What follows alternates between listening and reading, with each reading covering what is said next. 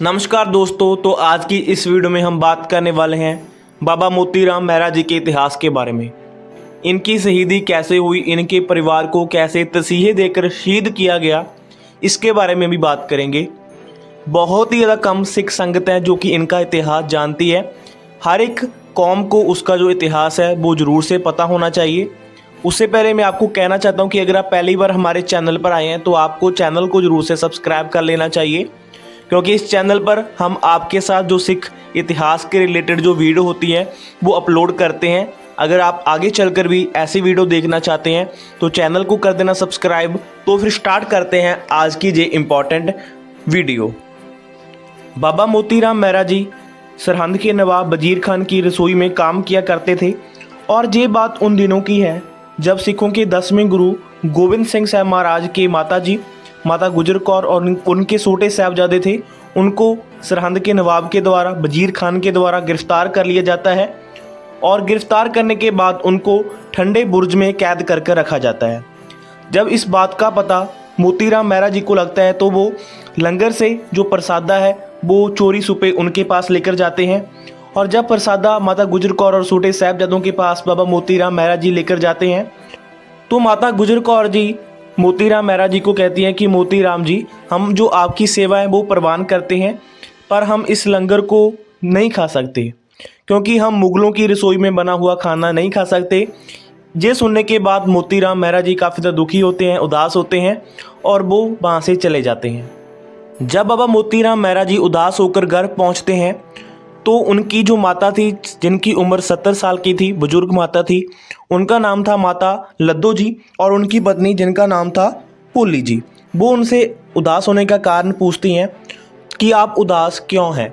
तो बाबा मोतीराम मेहरा जी उनको बताते हैं कि गुरु साहब के माता और उनके जो छोटे साहबजादे हैं उनको नवाब ने ठंडे बुर्ज में कैद कर रखा हुआ है और वो काफ़ी दिन से भूखे प्यासे भी हैं, और मैं उनके पास जो प्रसादा है, जो खाना है वो लेकर गया था, पर उन्होंने इनकार कर दिया। जो सारी कहानी है, जो घटना हुई थी, वो उनको बताते हैं कि माता गुजर कौर जी ने कहा है कि हम मुगलों की रसोई का खाना नहीं खा सकते। तो उनकी माता लद्दू जी कहते हैं कि हमको उनकी जो सेवा है वो ज़रूर से करनी चाहिए।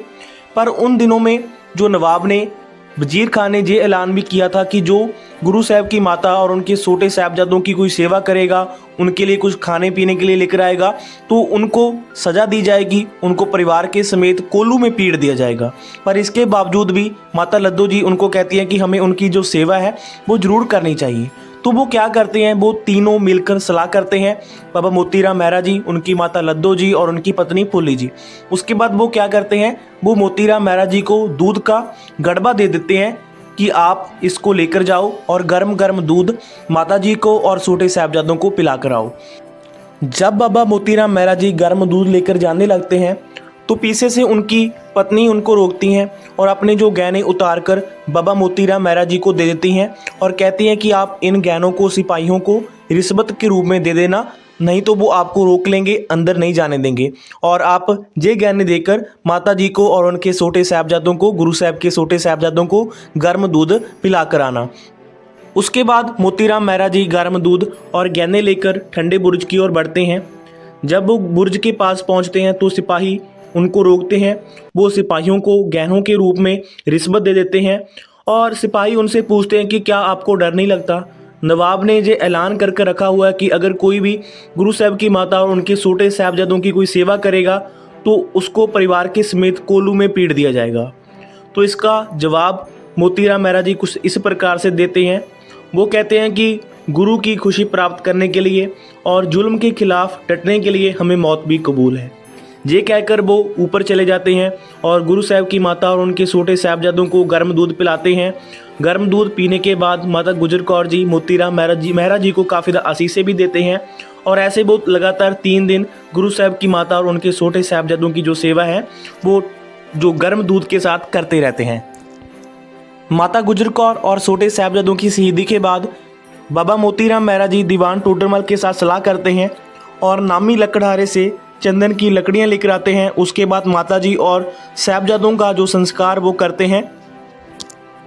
बाबा मोतीराम मेहरा की जी सेवा गुप्त ही रहती, इससे पर्दा ना उठता।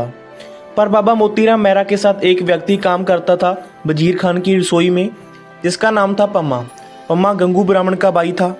वो वजीर खान के पास जाकर चुगली कर देता है कि मोतीराम मेहरा ने गुरु साहब की माता और उनके छोटे साहबजादों को दूध पिलाया है और प्रसादा सिखाया है।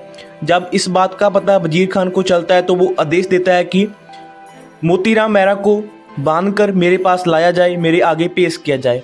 और वजीर खान के हुक्म को माना जाता है और मोतीराम मेहरा जी को बांधकर वजीर खान के आगे पेश किया जाता है।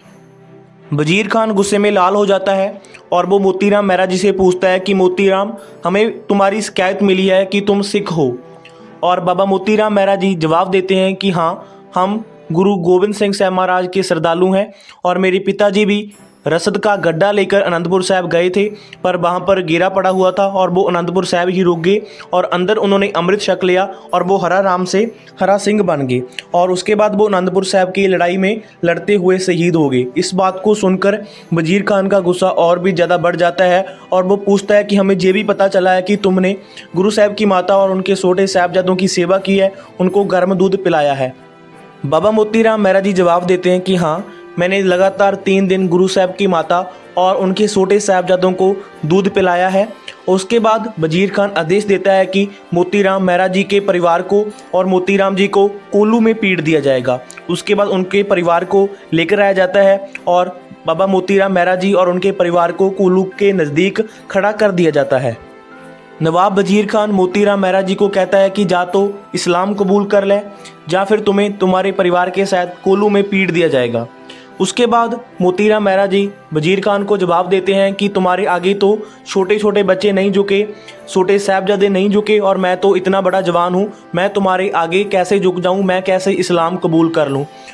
तो सबसे पहले बाबा मोतीराम मेहरा जी के 7 साल के बेटे जिनका नाम था नारायणा, उनको कोल्लू में पीटा जाता है, उनको पैरों की तरफ से कोल्लू में डाला जाता है और उनकी चीखें सुनकर जो जनता वहाँ पर उनको खड़ा होकर देख रही थी वो भी तरह तरह करने लगती हैं। उसके बाद उनकी माता लद्दू जी को कोल्लू में पीटा जाता है, उसके बाद उनकी पत्नी, और इन तीनों को पीटने के बाद वो बाबा मोतीराम मेहरा जी से नवाब वजीर खान फिर से पूछता है कि अभी भी इस्लाम कबूल कर लो, अभी भी तुम्हारे पास वक्त है।